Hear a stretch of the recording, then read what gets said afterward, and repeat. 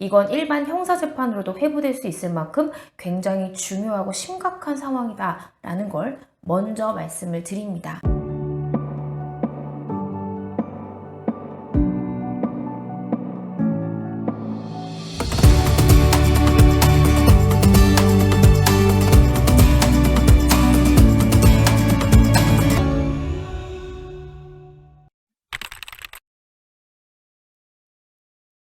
안녕하세요. 여러분의 인생을 지켜드리는 인생변호사 검사 출신 이고은 변호사입니다. 오늘 변론항 사연은요. 이 아들에 대해서 미성년자 의제 강제추행과 디지털 성범죄로 고민하시는 사연자분의 사연을 한번 소개를 해드리려고 합니다. 사연 속으로 먼저 들어가 보실게요. 아들 녀석 때문에 힘든 마음에 눈물로 도움을 청합니다. 이 사연 아버님이 보내신 사연이더라고요. 안녕하세요. 이고은 변호사님. 평소 변호사님 유튜브를 즐겨보는 구독자인데 제가 이렇게 사연을 보내게 될 줄은 몰랐습니다. 제 고등학교 아들 녀석이 제가 이분한테 확인을 해봤더니요. 이 고등학교 아들이 고2더라고요. 고등학교 2학년이었어요. 이 해당 피의자가 고등학교 아들 녀석이 고소를 당할 것 같아 이렇게 사연을 보냅니다. 아직 고소장이 날라오진 않은 상태라 불안한 마음에 어떻게 해야 할지 해결책을 여쭙습니다. 저희 아들이 부모에게는 알리지 않고 초등학생 여자아이와 연애를 한 것 같대요. 며칠 전 초등학교 6학년 딸 부모라면서 피해자의 어머니가 전화가 와서는 저희 아들이 그 집의 딸을 추행하고 또 야한 사진을 보내라고 강요를 했다라고 했대요. 갑자기 전화를 받아 당황스럽기도 했고 우리 아들이 설마 이런 일을 했나 싶어 제대로 대답도 못하고 저도 언성을 높였는데 그 딸아이의 어머니가 경찰에 신고하겠다고 소리를 치고는 전화를 끊었습니다. 그리고는 제 번호를 차단했는지 제가 여러 번 전화를 다시 걸고 메시지를 보내도 답이 없습니다. 아들에게 무슨 일인지 물어보니 카카오톡 오픈 채팅으로 여자아이를 알게 되었는데 아들 말로는 피해자가 중학교 3학년 정도로 알고 만났대요. 근데 실제 만나보니까 피해자가 나이에 비해서 키도 크고 성숙해서 정말로 아들은 초등학생인 줄은 정말 몰랐다고 합니다. 서로 카톡만 주고받다가 최근 한 달 전쯤 처음 만나게 됐고 피해자랑 사귀면서 키스를 하기도 하고 서로 몸을 만지는 정도의 스킨십은 있었다고 합니다. 즉 성관계는 없었던 것 같아요. 스킨십을 하는 정도였고 그리고 서로 좀 수위가 높은 성적인 카카오톡 메시지도 주고받으면서 아들도 자신의 몸을 찍은 사진을 그 초등학생이 상대방 여자에게 보내기도 했고 피해자에게도 너도 사진 보내달라 라고 해서 피해자도 스스로 자신의 몸을 찍은 사진을 보내기도 했다고 하네요. 아들이 아무래도 제가 아버지다 보니 모든 걸 솔직히 말하지 않는 것 같기도 하고 너무 답답합니다. 만일 피해자 엄마가 고소를 했다라고 하면 저희가 언제쯤 고소 사실을 알 수 있나요? 저희가 고소를 당했는지를 지금이라도 확인할 수 있는 방법은 없는지요? 만약 피해자 부모가 고소한다면 어떤 죄명으로 고소할 것인지, 고소가 진행되면 저희 아들은 어떻게 대처해야 하는지 알려주시면 정말 감사하겠습니다. 네, 실제 고소장이 온다면 사연 채택 여부와 상관없이 변호사님 찾아뵈러 가겠습니다. 하루하루 사는 게 아니네요. 아들도 방 안에 틀어박혀 나오질 않고 저나 와이프나 눈물로 하루하루를 보냅니다. 변호사님 제발 도와주세요. 이렇게 아버님이 간절하게 사연을 보내주셔서 제가 채택을 했는데요.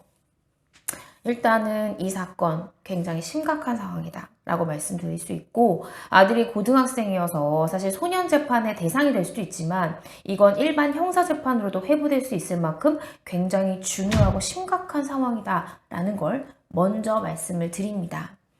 이 사건은 몇 가지의 변곡점이 있다고 보여요. 왜냐면 지금 아들 말은 내가 이 여자애가 중학교 3학년인 줄 알고 만났어요. 그런데 지금 이제 연락이 와서 그러니까 피해 아동의 부모가 연락 와서 얘 알고 보니까 얘 사실 초등학교 6학년이다. 이렇게 얘기를 한다는 거잖아요.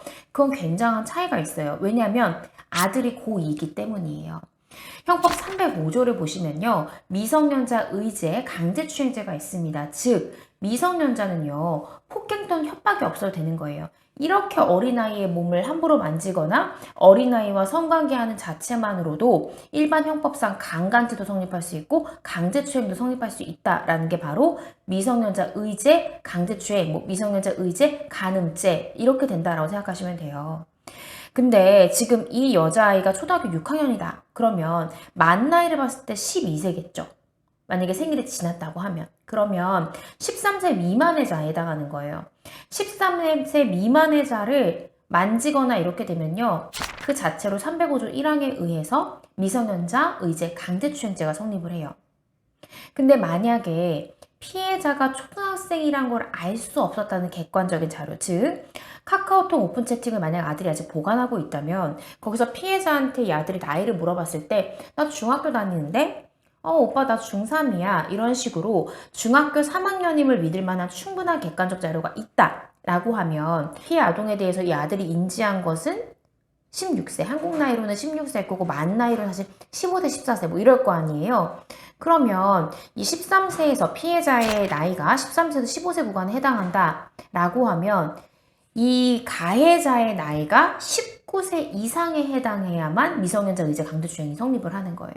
그래서 여기서 만약에 아들이 이 피해자가 13세 미만임을 알 수 있었느냐, 알지 못했느냐에 따라서 미성년자 의제 강제추행이 성립할 수도 있고 성립하지 않을 수도 있어요.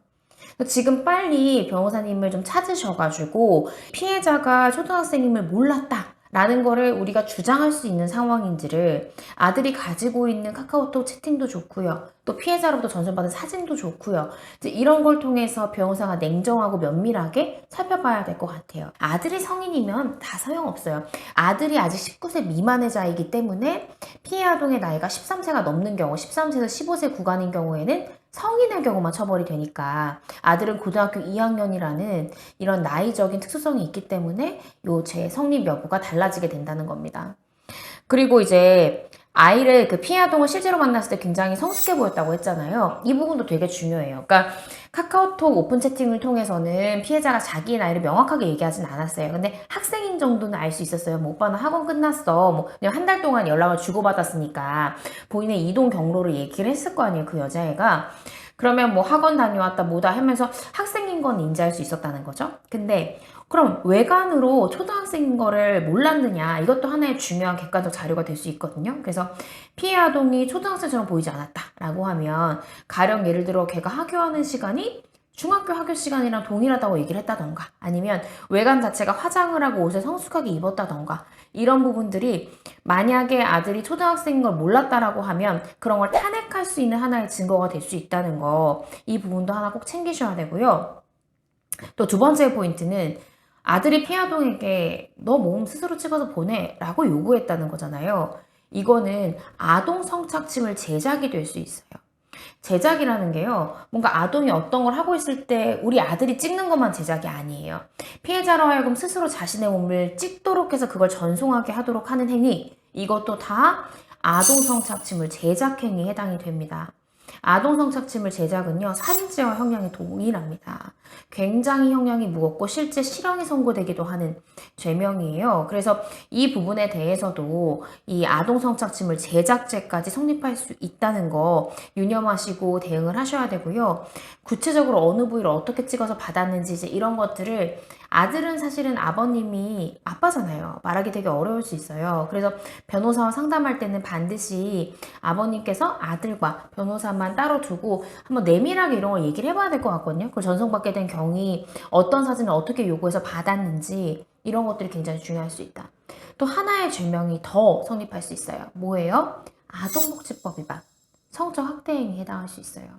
이 아이에게 성희롱적 발언도 했을 거고요. 걔가 신체적인 사진을 보냈을 때 네 몸이 어떻고 저쩌고, 혹은 아들도 자기 몸을 찍어서 보냈다고 했잖아요. 이런 것들이 아동에 대한 성희롱 혹은 성적 학대 행위에 해당할 수 있다는 거. 즉 아까 제가 말씀드렸듯이 얘가 이렇게까지 어린지 몰랐어요 라고 해서 우리가 중3인 거를 인식하고 만났다, 그러니까 너에 대해서 미성년자 의제 강제추행죄는 그래 성립하지 않아 라고 검사가 보더라도 아동복지법 위반, 아동에 대한 성적 학대 행위에 해당할 여지가 있다는 거, 거기까지도 이제 성립할 수 있는 죄명에 대해서 제가 설명을 드릴 수가 있습니다. 뭐 여기에 추가로 하나 더는 그 상대방 어머님이 이제 뭐 문제를 지적할 수 있는 부분이 음란한 말을 서로 주고받았다고 했잖아요. 통신매체 이용 음란죄. 성폭법상해 요걸 걸고 넘어질 수는 있는데 그 대화를 봤을 때 이 피해 아동도 똑같이 이제 야한 말로 이렇게 응답을 하고 서로 이렇게 주고받은 거라면 이건 통매음으로 보기가 어렵습니다. 상대방의 의사에 반해서 했다라고 보기가 어렵기 때문에 그 부분은 설사 고소장에 들어가 있다고 하더라도 충분히 탄핵할 수 있으니까 그 부분은 염려 안 하셔도 돼요. 여기까지가 성립할 수 있는 죄명에 대한 설명인데요. 여기서 또 한 가지 이제 말씀해 주신 부분이 고소했다면 저희가 고소사실 어떻게 할 수 있냐?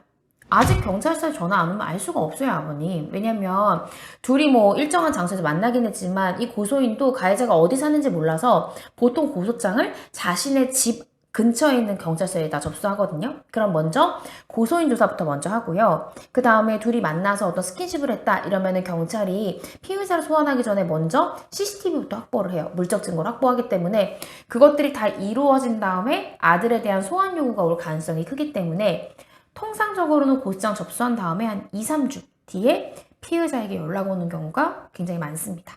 그래서 그때 연락이 왔을 때 고소장이나 이런 부분 정보공개 청구를 통해서 받아보시는 것이 중요하다라는 말씀 드리고요. 저희가 고소당했는데 지금이라도 확인할 수 있는 방법은 없습니다. 그래서 조금 연락을 기다리시라는 거. 그리고 아들한테 너 어디서 걔 만났냐고 물어보세요. 뭐 룸카페에서 만났는지 아니면 어디 놀이터에서 만났는지 해서 CCTV가 있을 것으로 예상되는 곳에 한번 가보시는 것도 좋을 것 같아요. 그래서 그 CCTV가 서로 합의하에 이런 스킨십을 했다는데 입증하기 좋다라고 하면 그 CCTV를 그 관리자한테 좀 보관해달라고 요청할 수 있는 방법도 있거든요. 그래서 지금 가만히만 계시면 너무 괴롭잖아요, 아버님. 그래서 먼저 변호사와 상담을 하시고 그리고 우리에게 유리한 CCTV가 있을 것 같다라고 생각하시면 지워지기 전에 먼저 그 해당 장소에 가서 CCTV 관리자한테 좀 보관해달라고 요청하는 방법도 있다는 거 기억해 두셨으면 좋겠습니다. 오늘 이제 총 3가지 정도로 요 해당 사연자에 대한 사연에 대한 답변 드리겠습니다. 첫 번째, 고소사실은 고소장이 접수된 경찰서에서 고소인 조사 그리고 뭐 관련 물증 확보한 다음에 통상 2, 3주쯤 흘러서 연락이 피해자에게 오는 경우가 많다는 거.